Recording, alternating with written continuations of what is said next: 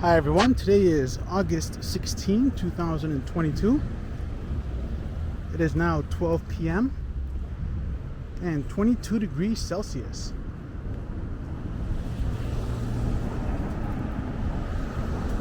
We started this walk at the South Gates entrance of the Philosopher's Walk. And we're now walking west through the St. George University of Toronto campus. And there's a tree here that looks like the bark is split in half. I wonder what's that about, or whether it's a tree disease or something. Here's a look at one of the buildings on U of T campus. U of T's got some very, very historic and beautiful old buildings.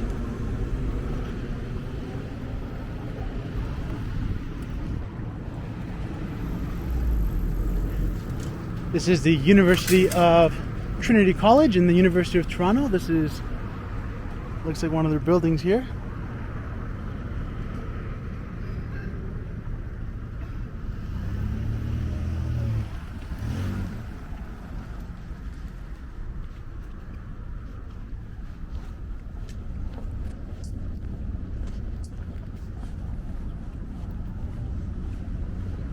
There's a soccer field on that side, and straight ahead is a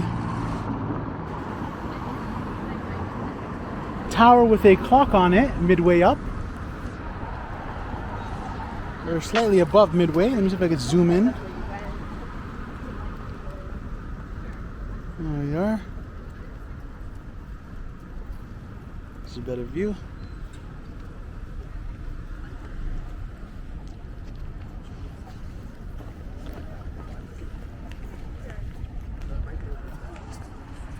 Here's some stained glass windows.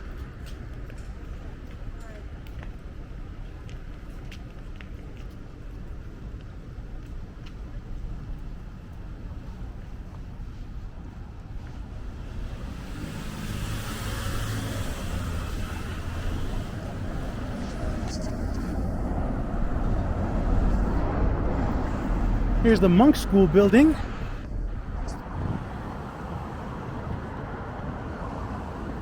That's pretty cool.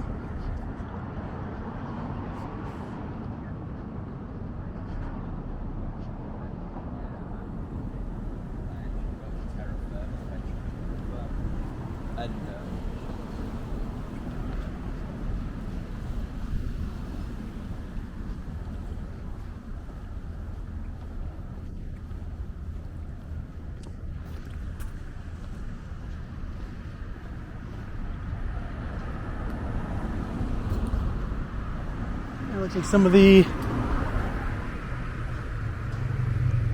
people there are playing a game of soccer or frisbee.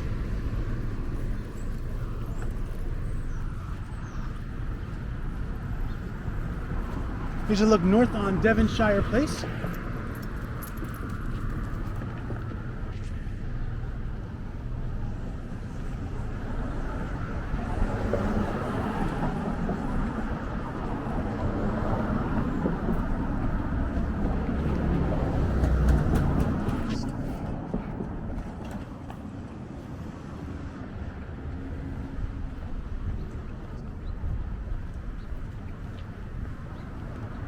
Today is a Tuesday, and I hope everyone has had a good weekend and a good start to their week. Here's the St. John Henry Newman Catholic Church. See if I could get a better view here.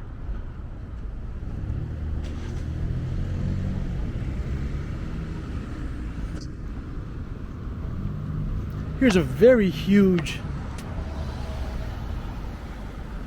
house. I would say a Victorian house, but I really wonder if this is what would be considered a Victorian house.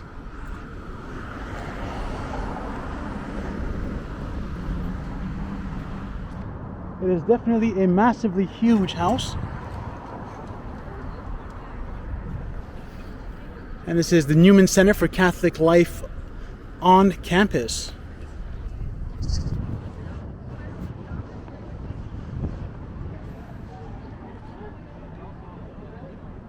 And here is the Robarts Library.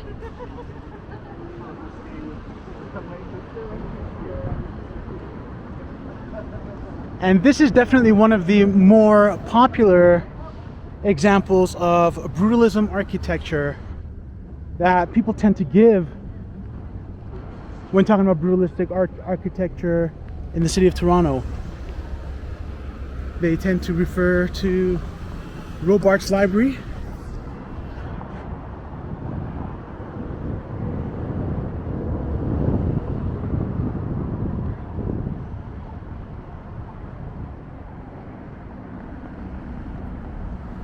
And we're here at St. George Street and Harbord Street. There's a look east on Hoskin Avenue. And there's some food trucks there in the distance across Robarts Library.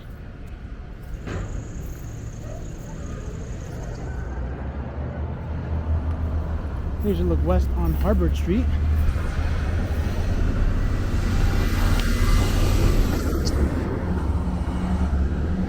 And we're now walking south on St. George Street.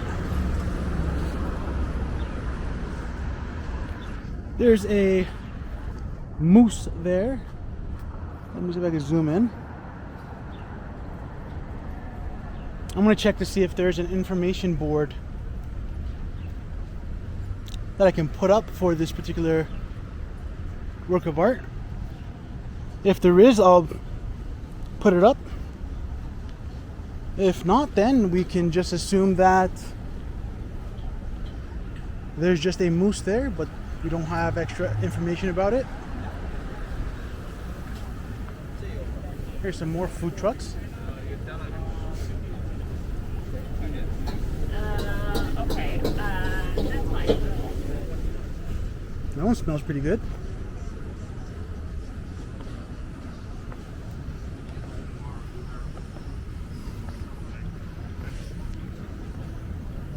Here's another food truck that says food from East.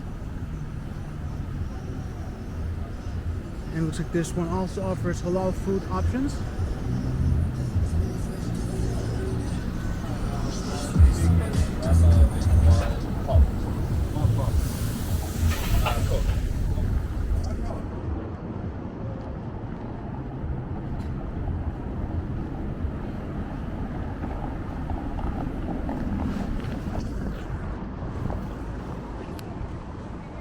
And there's the Morrison Hall residence building. It's not too tall. It looks pretty cozy in there.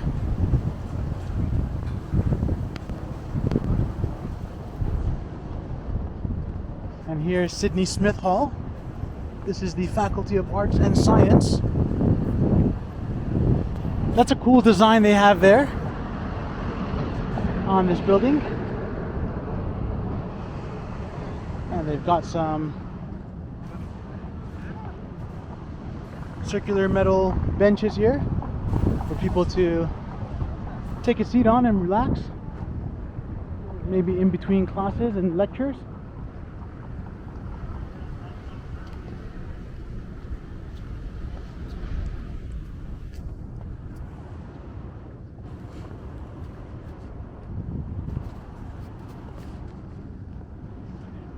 Here is the Sir Daniel Wilson residence. This is a pretty cool building. This looks like a very old building. Let me zoom in into the top here. That's pretty cool. It's got this compass at the top and it's got a clock.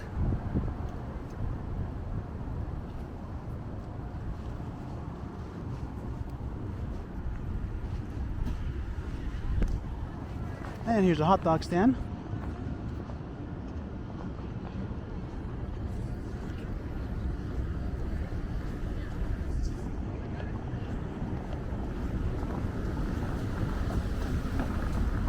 There's a Toronto bike share.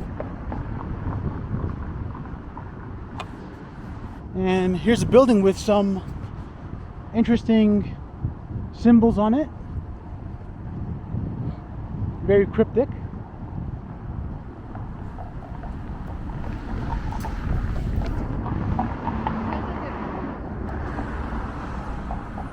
If anyone knows what those symbols mean, please let me know in the comments. I'm very curious to learn more. This building here is called the Lash Miller Chemical Laboratories, Department of Chemistry. So since it's the Department of Chemistry, those might have something to do with, I'm guessing, chemicals or something chemistry related. Perhaps when it comes to modeling diagrams of atoms and molecules and whatnot. Here's a Purelator Urban Quick Stop where one can drop off and pick up different kinds of stuff here.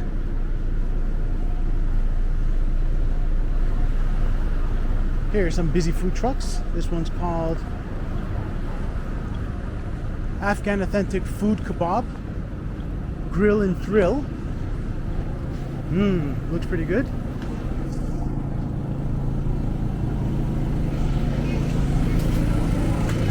lot of people here. This is called the Luch Food Truck.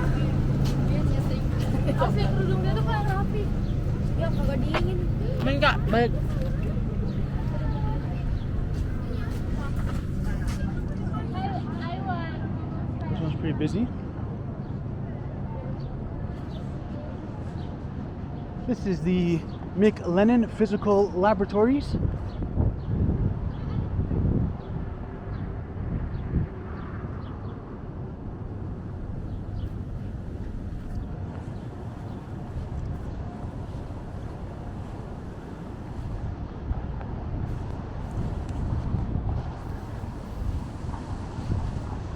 Here's the Astronomy and Physics building. It's called Cody Hall.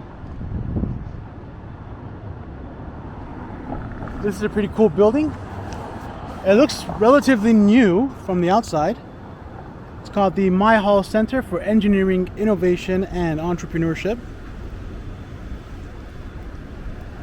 So maybe this is the building where they figure out how do they take the engineering innovation principles that they've discovered and apply it to entrepreneurship. In other words, how do they commercialize their discoveries in engineering? And there's a sign there that says University of Toronto, #1 engineering school in Canada.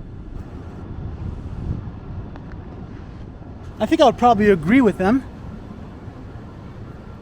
UFT is one of the best schools in Canada. Might possibly be the best school in Canada.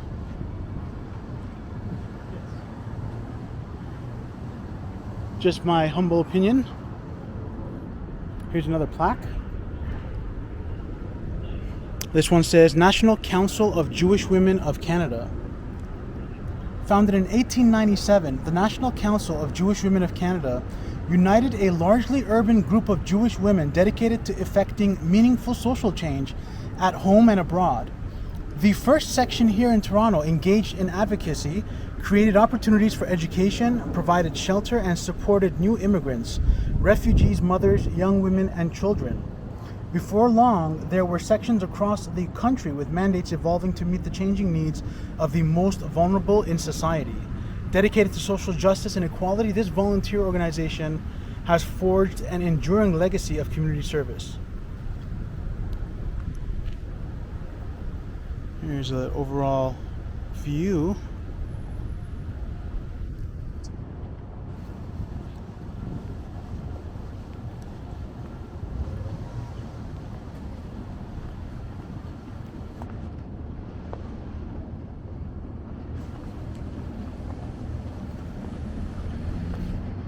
And we've got another food truck here.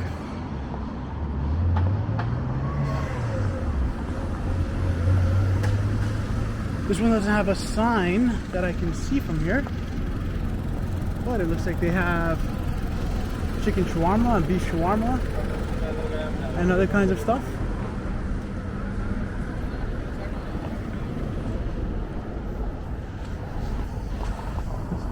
This is the Bahen Center for Information Technology. I hope I'm pronouncing that correctly. This is a very nice glass design exterior.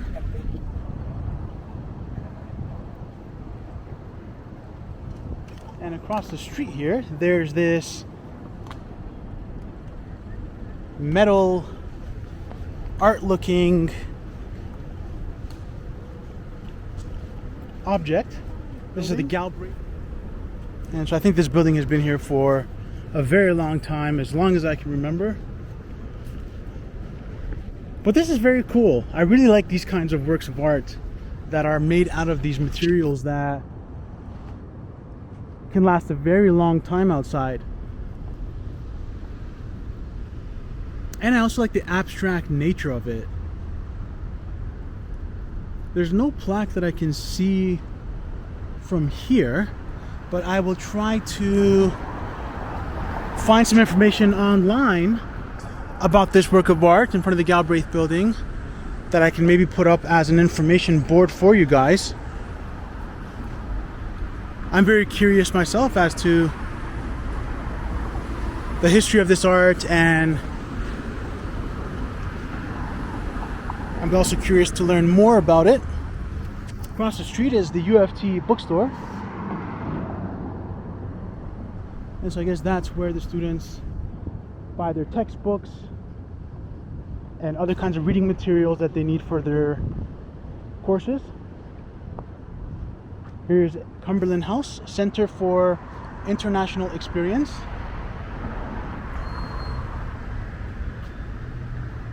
It's got some plaques in here. Let's go take a look at what they say. This one says Frederick W. Cumberland, 1820 to 1881. An outstanding Canadian architect, civil engineer, and railway manager. Cumberland was born in England and practiced there before immigrating to Toronto in 1847. He quickly gained recognition, designing such notable buildings as St. James Cathedral and University College. Toronto. In 1860, he completed this house, Pendarvis, in which he lived for 21 years. As an engineer, Cumberland became increasingly involved in railway construction and management, and after 1859 achieved wide prominence as managing director of the Northern Railway. He carried his railway interests into politics and served as member for Algoma in the Ontario Legislature and the Dominion Parliament. A man of varied interests, Cumberland was a founder and first commanding officer of the present-day Royal Regiment of Canada. That's pretty cool. Hey, let's take a look at this other plaque here. This is Pendarvis - Cumberland House.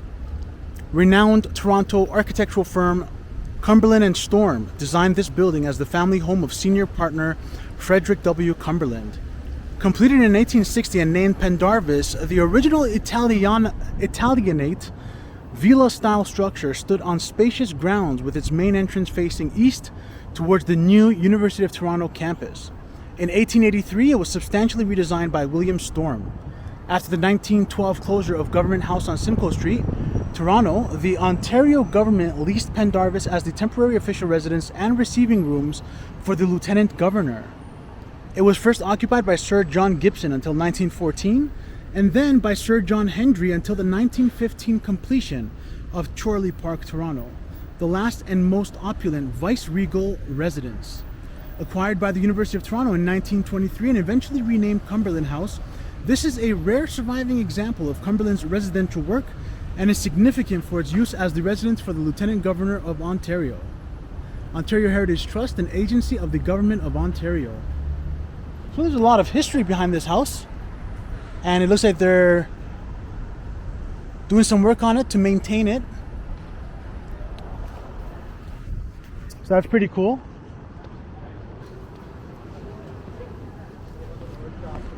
There's a lot of history in this city that is easy to look. Oh, sorry, I should say that it's easy to overlook as we kind of go about our busy lives. Thank you. Oh, really? Oh, no. And here's some nice plants and flowers.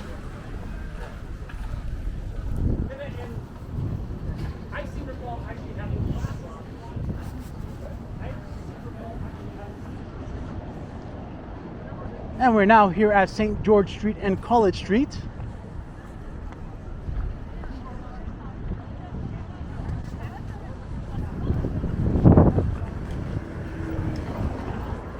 And there's a Starbucks across the street. And there's this pretty big condominium building here. Let me take a closer, a more complete view of it for you guys.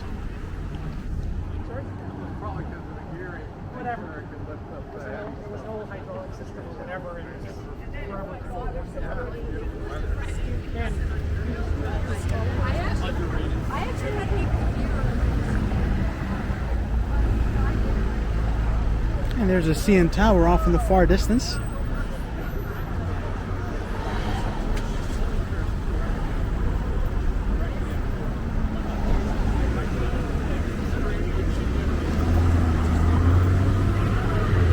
So over here, St. George Street intersects with College Street, and south of College, St. George Street becomes Beverly Street. So we are now walking south on Beverly Street.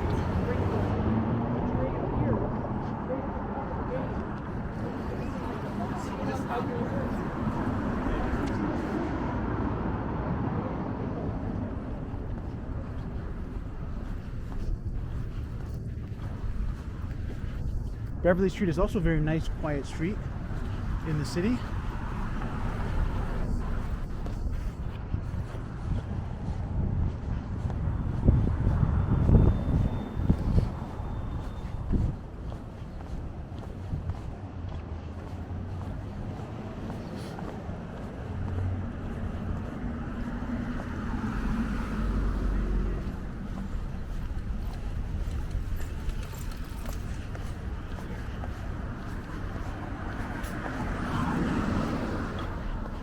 Some pretty old houses here. And here's a look north on Beverly Street.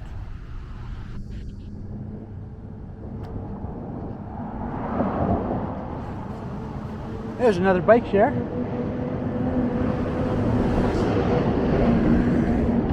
So apparently these bike shares, the way that they work is one can get a $99 pass for 1 year,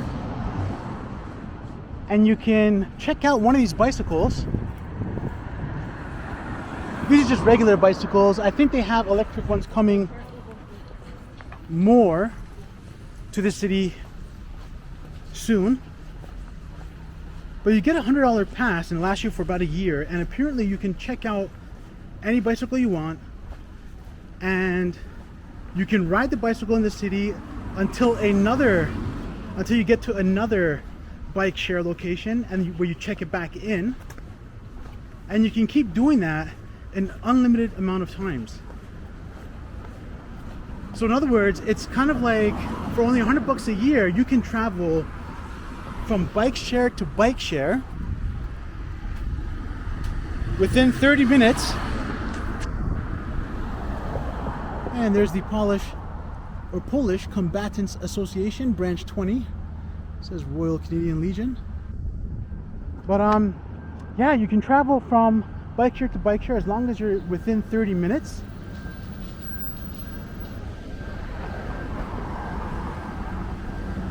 And you're covered. It's free.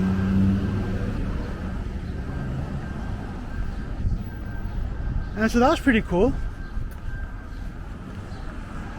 The only thing is that they're manual bicycles, so you actually have to, for the most part, you actually, like, most of the bikes are manual bikes, so for the most part one has to pedal. And so But they've got electric pedal assist bikes coming soon. And maybe they'll have fully electric bicycles after that.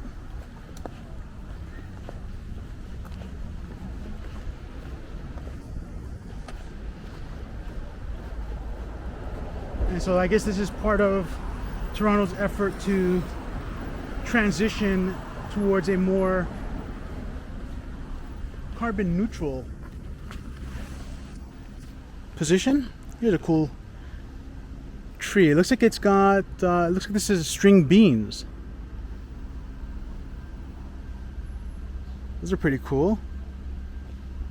Let me know if you know what this tree is. Please let me know in the comments so we can learn more about it.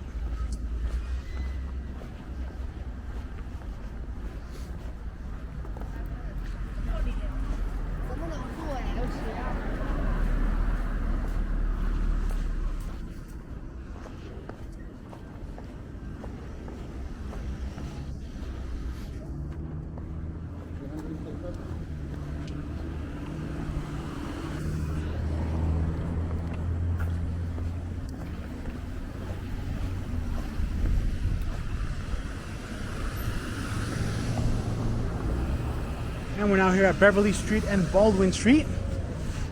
Here's a look west on Baldwin Street. Here's a look east on Baldwin Street. Here's the Chinese Presbyterian Church, Toronto.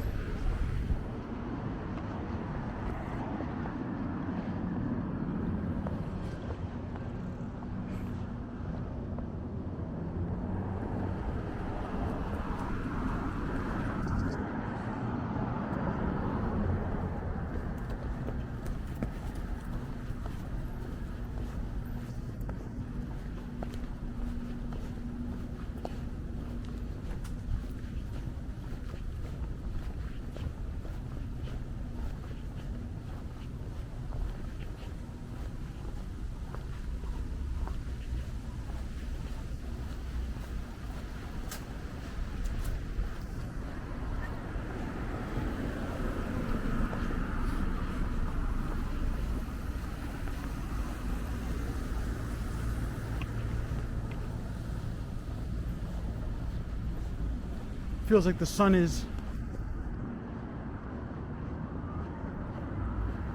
increasing in intensity.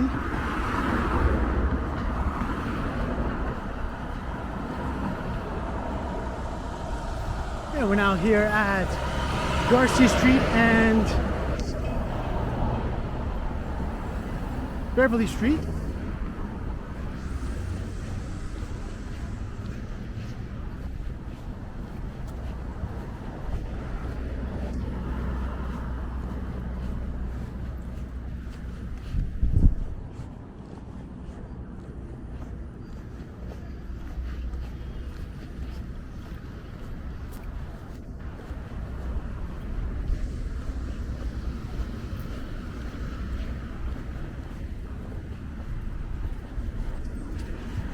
Here's some unique houses here.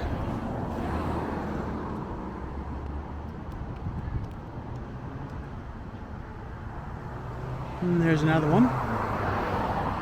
And across the street we have, looks like a embassy or consulate kind of government building of some sort. There doesn't seem to be any sign that I can see from here other than a flag, which I do not know which country that is for. I'll see if I could find some information online about it.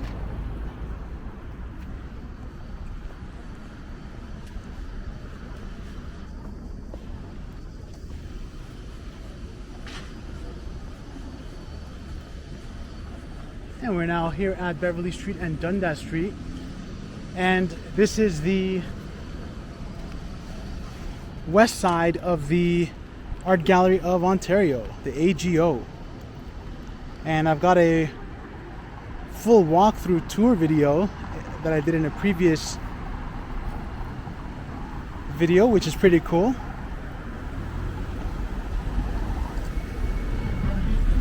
Here's a look west on College Street, or sorry, I should say Dundas Street.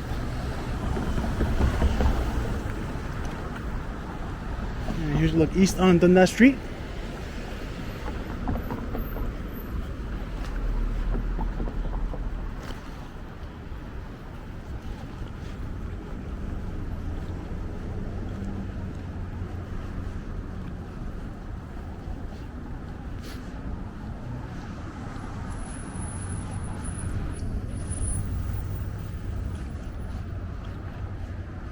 So here's the western wall of the Art Gallery of Ontario. And there's a squirrel there. That's pretty cool. He's walking down the side there. Looks like he's got some food. And he's probably looking for a place to store that food for maybe later consumption.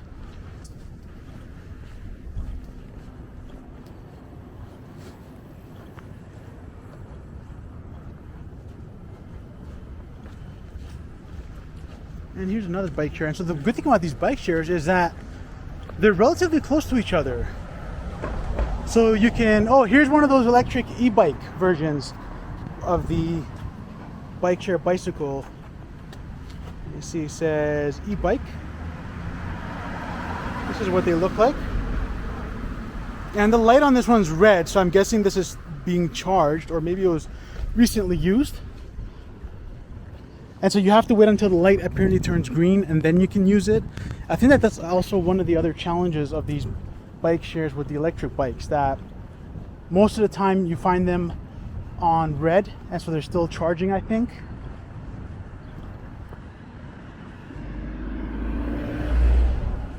And here's a look behind the Art Gallery building. It's got that stairway.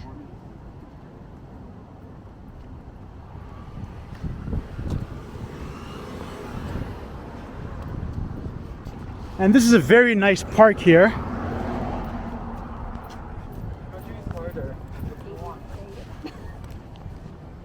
And it's pretty big.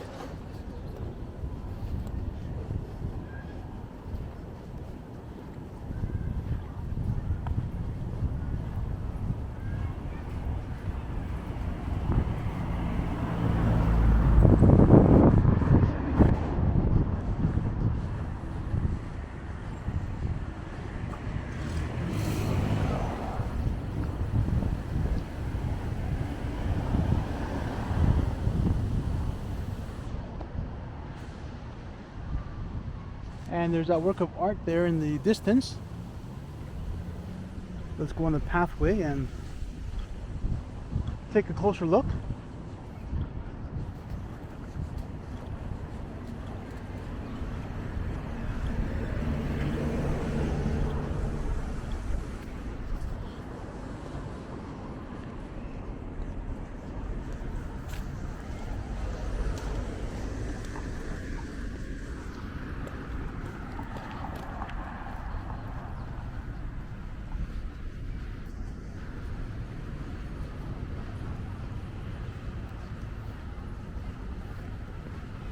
And here's the sign here, the plaque, and it says, let me zoom in, it says Grange Park Heritage Grove, supported and sustained by Ivy Foundation. And we're now walking into Grange Park. And they got a separate dog park here.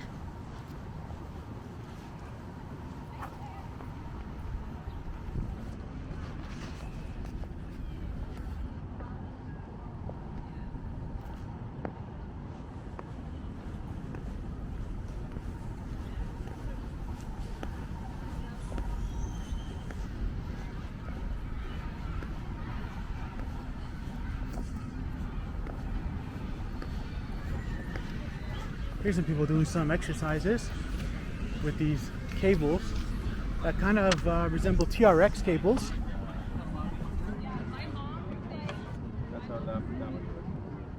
And so that's pretty cool. It's like an outdoor gym that one can take anywhere with them. And there's a playground and a water park there in the far distance. Here's a look from the south side of the Art Gallery of Ontario.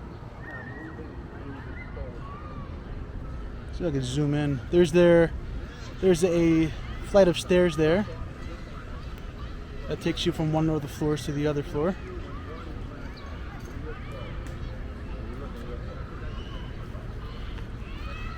And here's a very big artwork in the middle of Grange Park. Let me see if there's a sign here. Looks like this plaque is the plaque for this art piece. And it says Grange Park, Henry Moore's large two forms.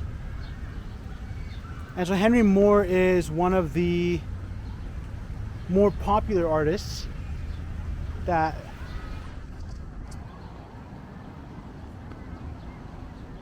one gets a chance to encounter their art very often in the city.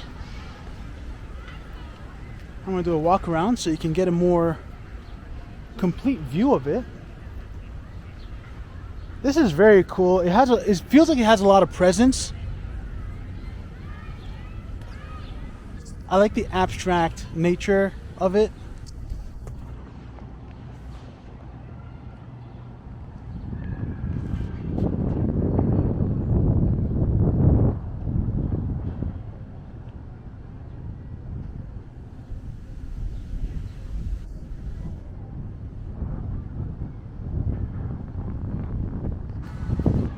And here's a fountain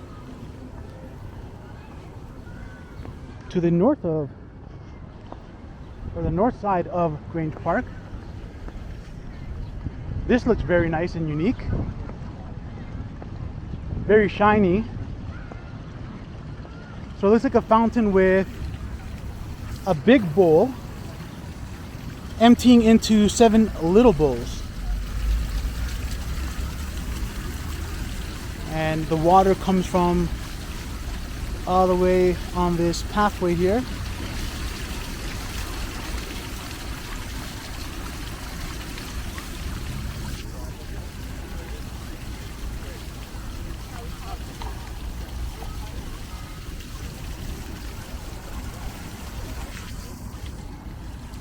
And there's a plaque there. It says Aqua Verde by William Pye, 2017. There's another plaque that says, in celebration of Canada's 150th birthday and the Grange Park revitalization, the Honorable Hilary M. Weston and W. Galen Weston. And so this is very cool. I'm very happy that the Weston family supported this work. This is very generous of them to support this work and then put it here so that the public and everyone can come by and take a look and enjoy it. That is so cool.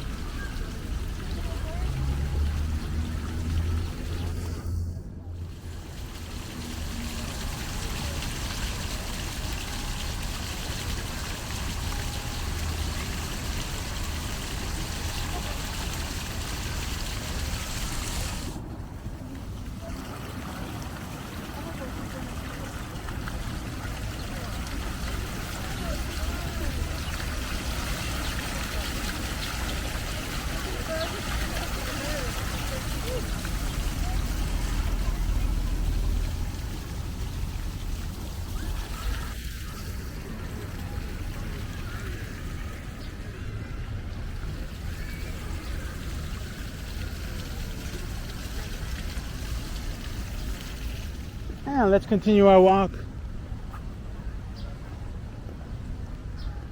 this way.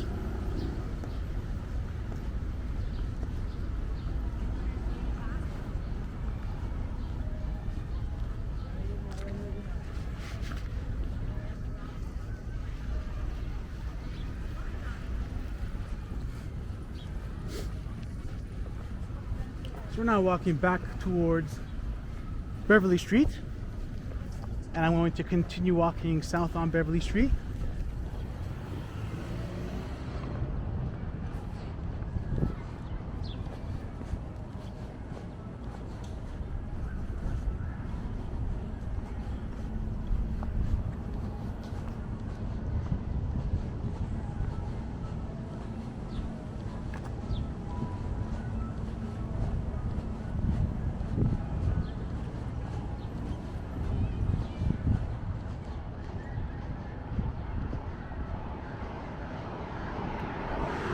Here's some older mini apartment buildings in the area.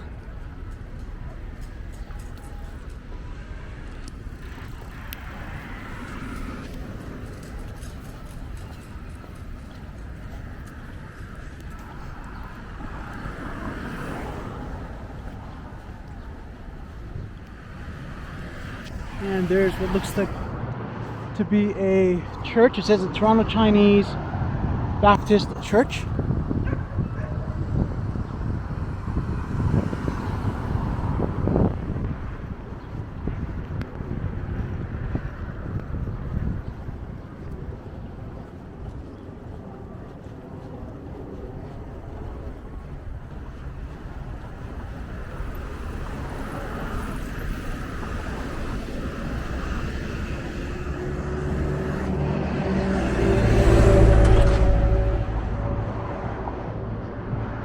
Very nice and calm, quiet day today in the city.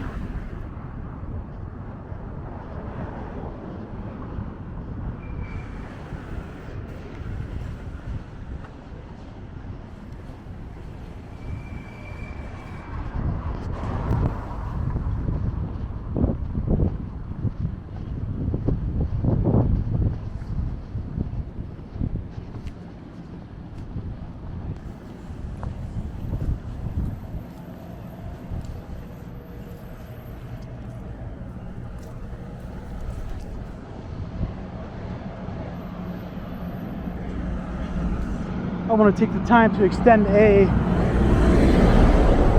special thank you to my subscribers and viewers. Thank you for watching, and thank you for subscribing and supporting my channel. I really appreciate it. I will continue to try my best to make high quality content for you guys to the best of my abilities. I'm always looking to improve the quality of my content, so I'm always open to suggestions from my audience.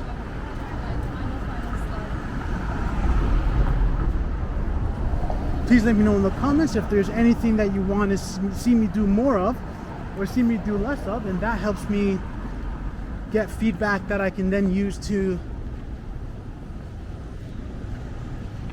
keep my channel and my content relevant.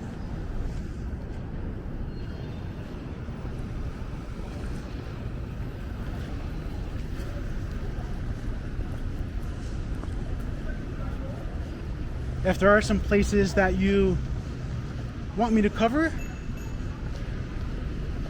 please let me know in the comments below.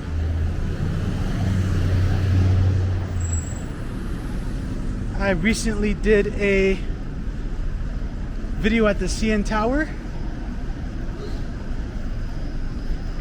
which was lots of fun. I hope you guys enjoyed that video.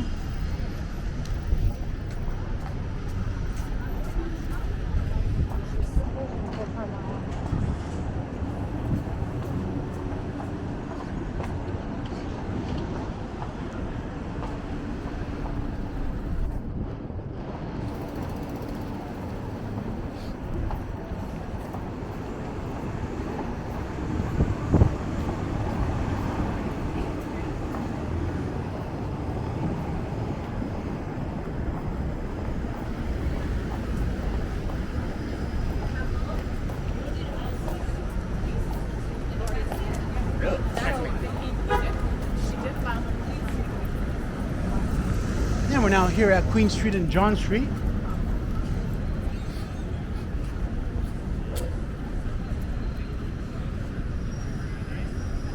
And here's a look west on Queen Street. Here's a look east on Queen Street. That's the 501 Queen to Bathurst streetcar. That has stopped right here. And this one is going east towards Bathurst. It'll stop at Bathurst, then it'll turn onto Bathurst, and so people who want to continue going west have to then take the bus.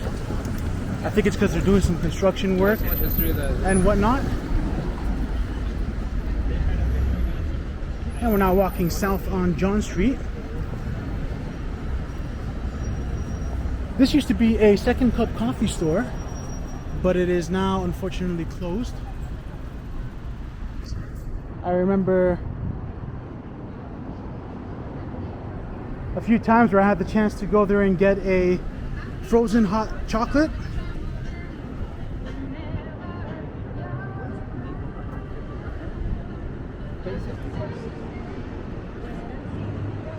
And here's a mural.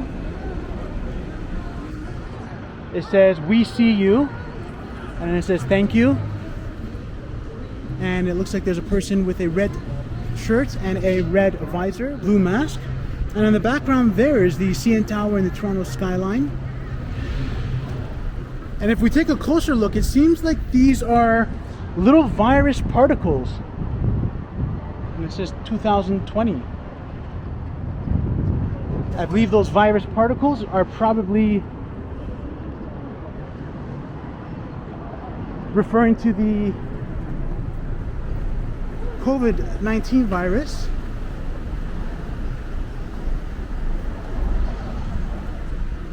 Or I think the virus is called SARS-CoV-2.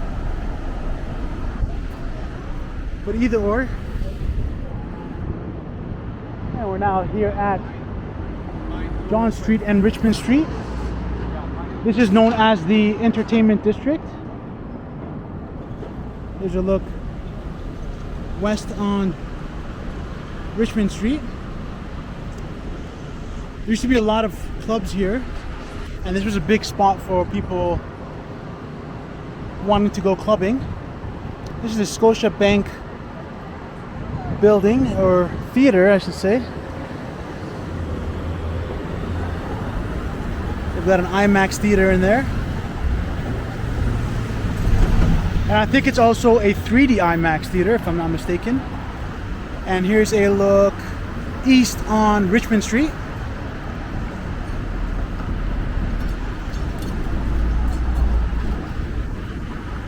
And on the main floor there is a Michael's Arts and Crafts store. This used to be, I believe, an Indigo or Chapters. And they used to sell books there. And I believe they had a Starbucks on the upper level as well, if my memory serves me correctly. Now it is a Michael's of the Arts and Crafts store.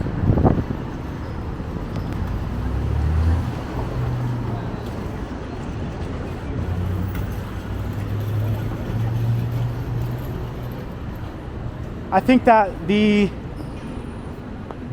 idea of selling books was greatly challenged by Amazon, so a lot of book retailers found it, I guess, impossible to compete in that kind of an environment against a firm like Amazon. And it looks like there's a place here looking for a business to call it a home. It says restaurant opportunity. So it says Jack Astor's on the window on the door there. And over there is the ballroom. That is a bowling alley.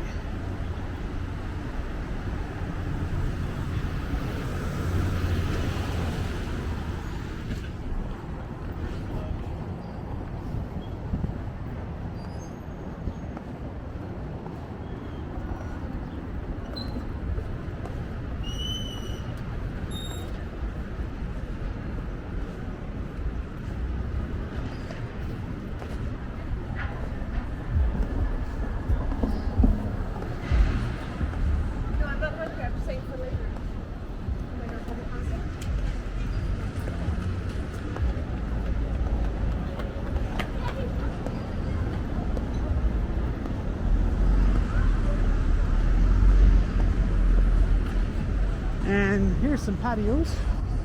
There's one called Saint and John's Tavern. Looks like it's pretty packed. There's the Town Crier Pub, the Halfway Beer House, and that looks also pretty packed. Here's a Hooters restaurant.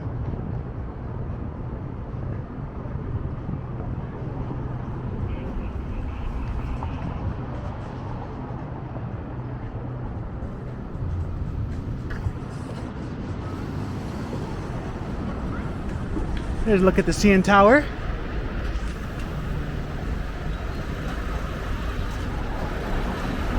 Here's a relatively new condo that they built here in the near distance. And one of my friends' families owned the land that they sold to the developer here.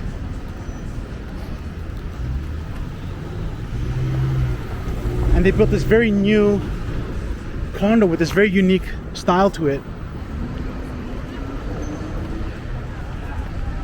And here's another patio that is full of people.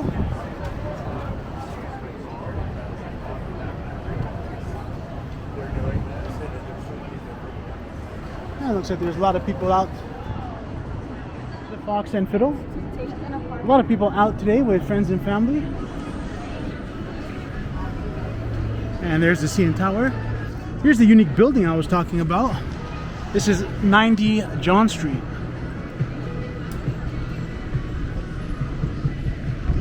And it's got this cool edge here at the bottom. This is very unique. Here's the entrance to the Fox and Fiddle.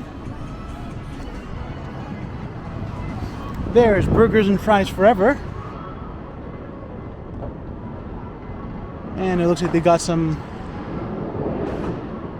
color patterns on the LED screen.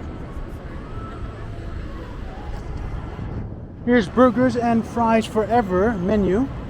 Let me see if I can zoom in here for you guys. And it says they've got the Pakora Burger and Pakora Fries. Yummy, that looks pretty good. I may have to try this place out one day.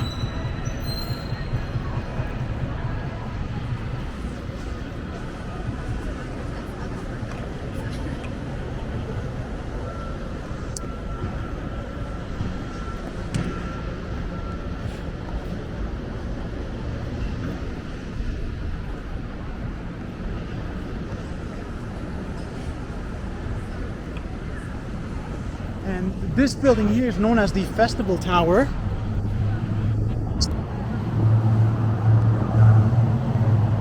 And this is where is located the Bell Light Box. And they have the film festival, or part of it, held here. And it's pretty cool. It's got a very nice entrance. This is a very nice work of art here. I really like this abstract art that they have in certain places. This one really stands out. It's got this very bluish color, and it looks like, actually looks like a Mobius strip. And so this looks like it is a single strip that is looped kind of inward on itself.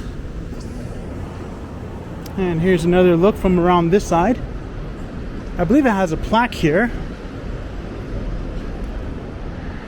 So the plaque says Things End by James Carl 2012. There we go. Of course, they put it here on the rear side of the artwork, where it is very hard to find, but we were still able to manage and find it.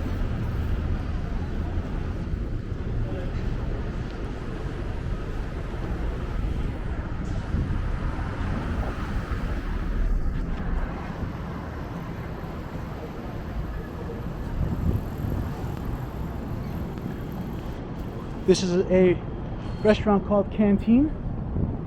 And here's the sign that says TIFF Bell Lightbox. TIFF stands for Toronto International Film Festival.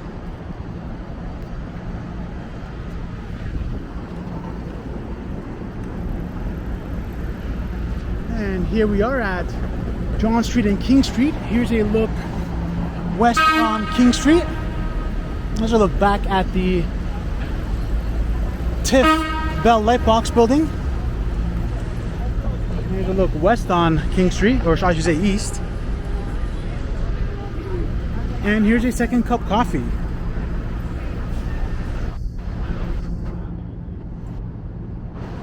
Here's a strip of various different kinds of restaurants. I can see the Hey Lucy Cafe and the Aroma Fine Indian Cuisine food from here. We're going to continue walking south on John Street.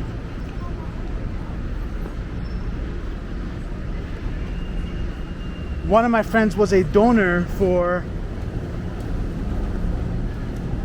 the Bell Lightbox development, and he was very proud that he got to put his name on the donor plaque.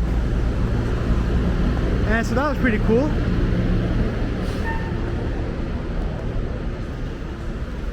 Here's an A&W. They're open 24 hours.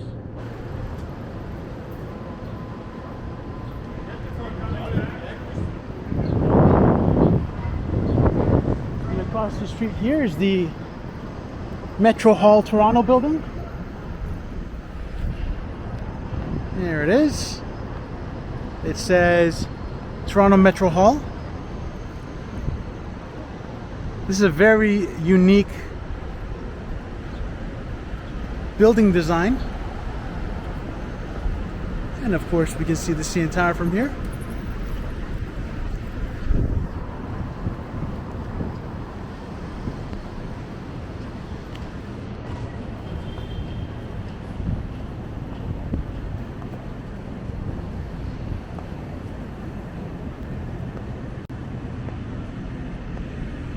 Here's the Rosemont Residences.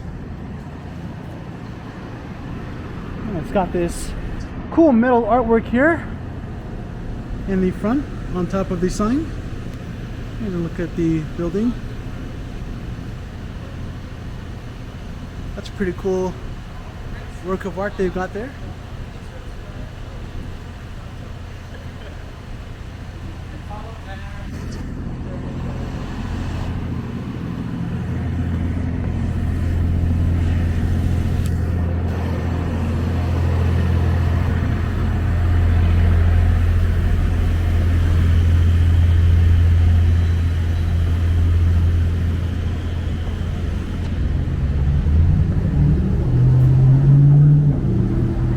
Here's some Apple advertisements advertising AirPods.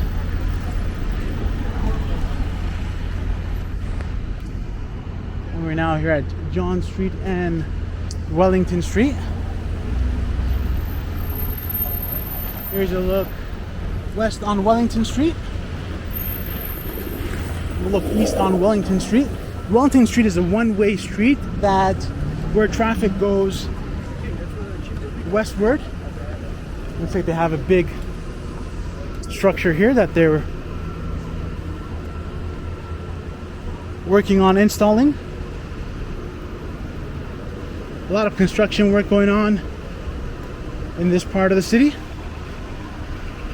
There's a lot of different vehicles here and different kinds of machinery and equipment.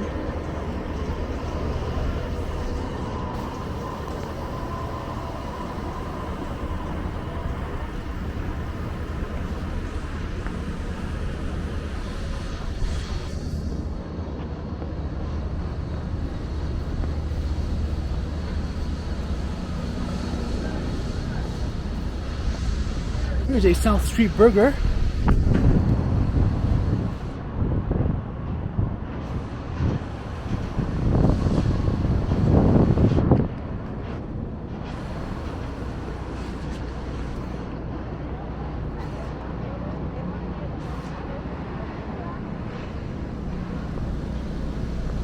Here are some structures. It looks like these are rectangular prisms with LED lights on them. Let's go take a closer look.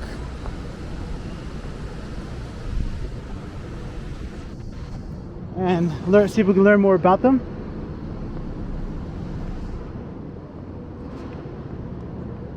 I'm looking around to see if I can spot a plaque where I can get more information about these. But they're LED lights on these box rectangular prisms, and they're flashing kind of random patterns.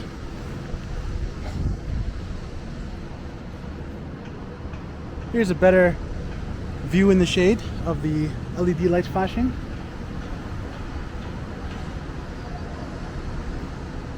And so it looks like they're all flashing a different kind of pattern. And let's continue our walk here.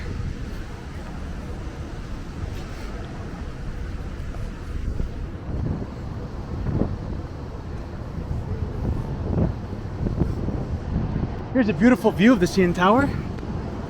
There we go.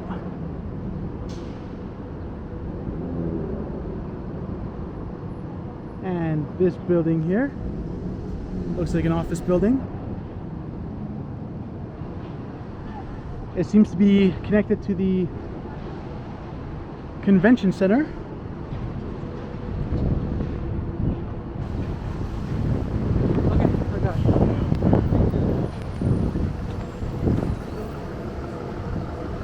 And we're now walking here on Front Street and John Street.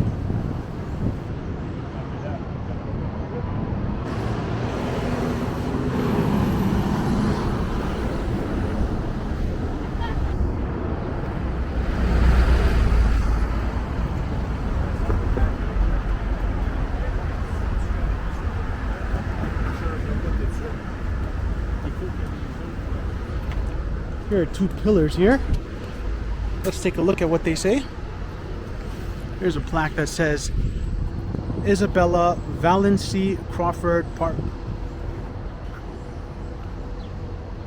And let's see what it says on this other one here. This pillar says, "This public park is made available to the residents of the City of Toronto by the Royal Bank of Canada, October 19, 1987.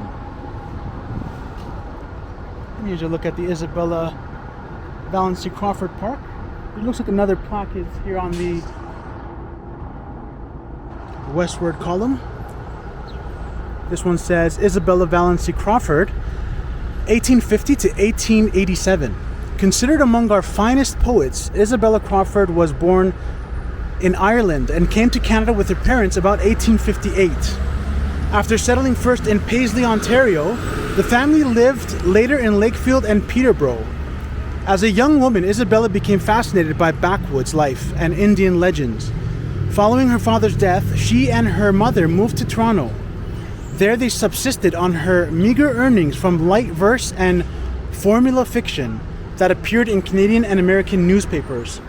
One privately printed book of serious poetry, Old Spokes's Pass, Malcolm's Katie and other poems, appeared before her untimely death at 57 John Street. Full recognition came later, however, with the publication of her collected poems, which were admired for their evocative images of the lush and sparkling wilderness. Darkness built its wigwam walls close around the camp. Toronto Historical Board, 1989. That's a very interesting piece of history. It tells you more about Isabella Valency Crawford.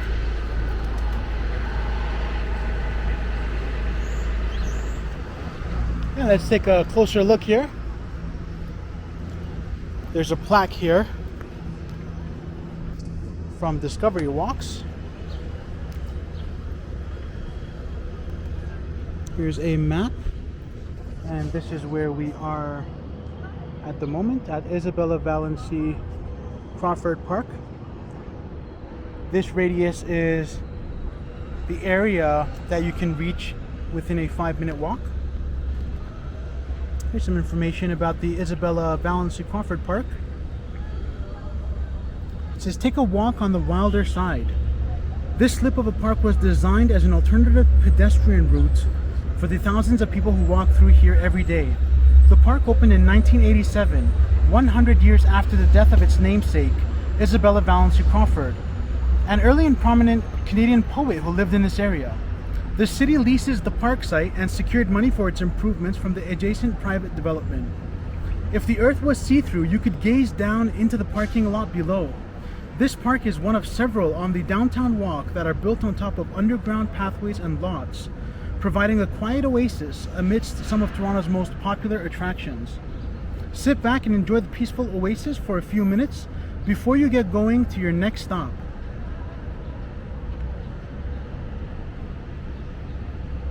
And here's some more information about a discovery walk, an accessible walk, and an alternate walk. And so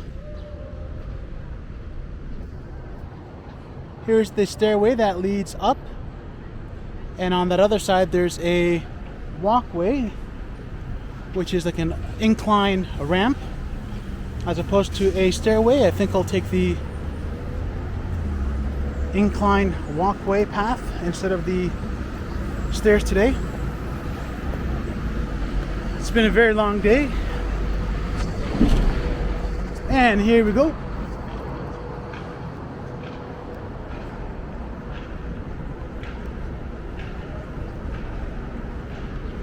And so this is called the Metro Toronto Convention Center West Ramp.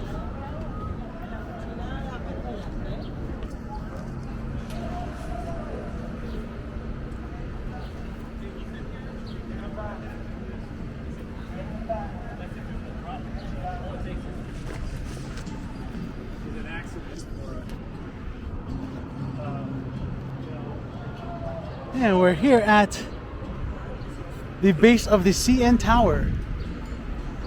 And over here is the Rogers Center, of course.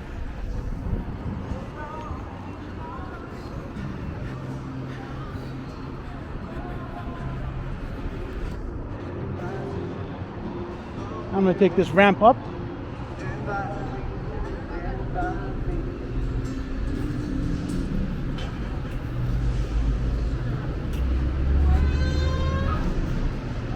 And here's a closer look at the audience artwork, which we're going to be learning more about shortly as we continue on our walk.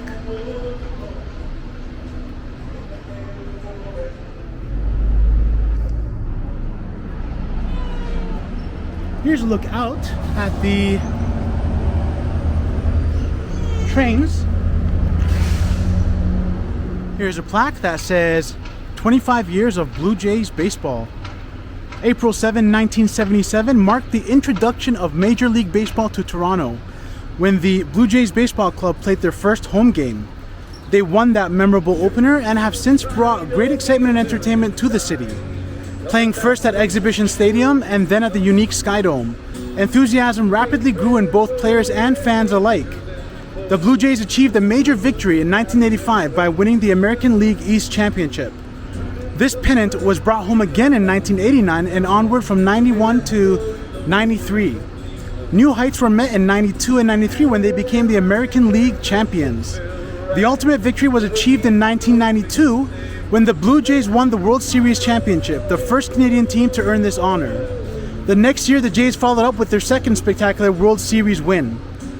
As the Blue Jays entered their 25th anniversary season, the proud sports tradition continues to the call of play ball.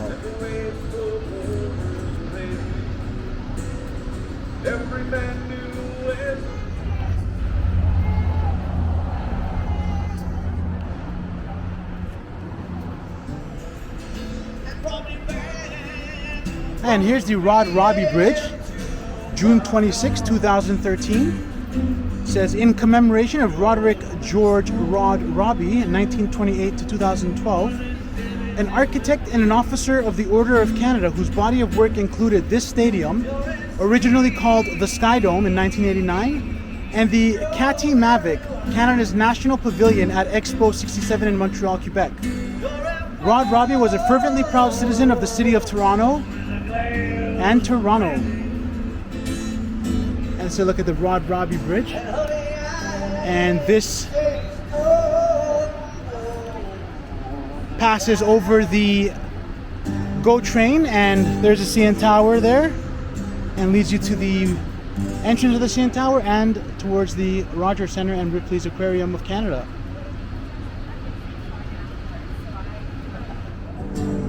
And here's someone playing some music.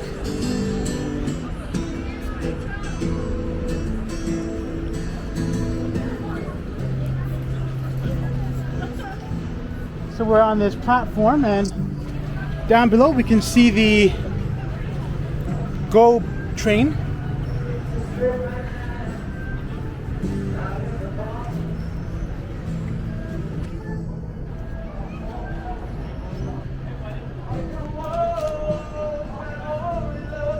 And it's got this support structure here, which is really cool.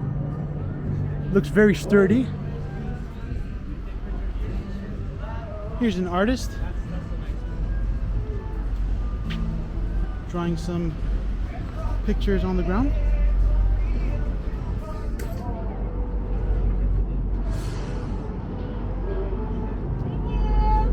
It says, "Hello Toronto, I am the Chalk Chick, and I'm here today to share my art with you and hopefully bring a smile to your face. So if you enjoy what I do, please reach into your pockets and donate your loonies, toonies, and bills. And if you don't like it, well then just reach into the pocket of the person beside you and donate their money instead." The Chalk Chick. Nice.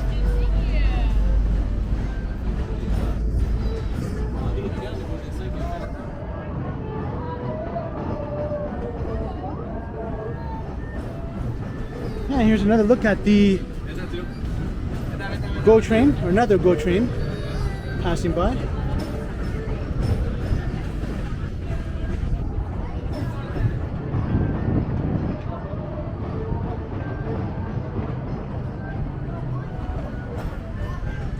And here's another musician playing some music.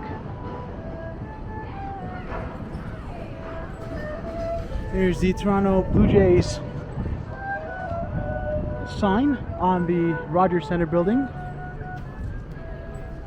And that work of art is called The Audience. There's a plaque here with more information about it. And it says The Audience Part 1 by Michael Snow. And it tells you that the sculpture is metallic painted fiberglass by J.J. Taylor and Son. And this is the part 1. And it tells you the name of the individual figures. This one's the waver. There's the pointer. There's the oh no.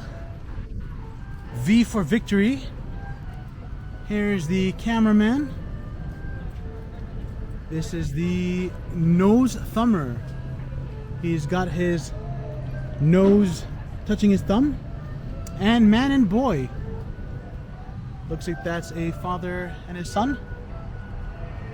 And this is the audience part 1. I think the part 2 is on the other side of this building. It would probably be in that direction there. I might have to get that part 2 in a next video in the future, perhaps. Here's another look at the CN Tower.